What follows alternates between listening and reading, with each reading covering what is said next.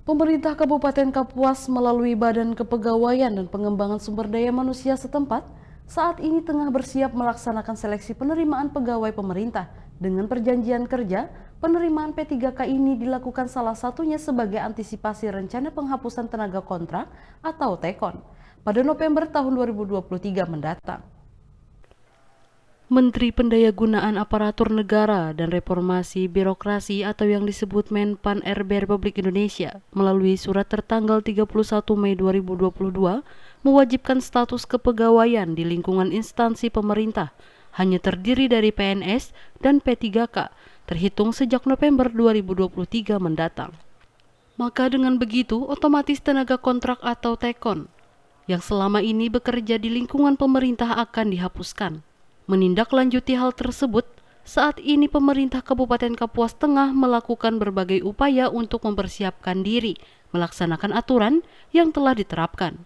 Kepala Badan Kepegawaian dan Pengembangan Sumber Daya Manusia atau BKPSDM Kabupaten Kapuas, Aswan mengatakan, untuk menghadapi aturan tersebut saat ini pihaknya tengah melakukan pendataan tenaga non-ASN yang bekerja di instansi pemerintah Kabupaten Kapuas, di mana hasil pendataan saat ini jumlah tenaga kontrak di Kapuas berjumlah 4.098 orang, di luar pengemudi atau sopir, tenaga kebersihan dan keamanan. Disebutkan Aswan, tenaga kontrak yang terdata akan masuk di database pusat dan nantinya akan dapat mengikuti seleksi P3K dengan catatan memenuhi syarat dan sesuai dengan formasi yang dibutuhkan. Aswan mengungkapkan untuk tahun 2022 ini Kapuas telah menyiapkan kuota penerimaan P3K sebanyak 194 formasi yang terdiri dari tenaga pendidik 88 orang, tenaga kesehatan 64, tenaga kesehatan di rumah sakit 23, penyuluh 12, dan 7 formasi untuk tenaga teknis di organisasi perangkat daerah. Adapun pelaksana penerimaan P3K ini rencananya akan dilaksanakan di akhir tahun 2022 ini.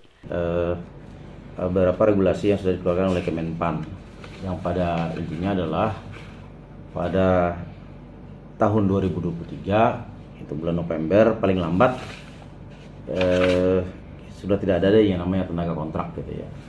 Nah oleh karena itu beberapa kebijakan yang sudah kita lakukan adalah yang pertama kita mendata tenaga non ASN yang mana memang pendataan ini sebagai database pusat gitu ya.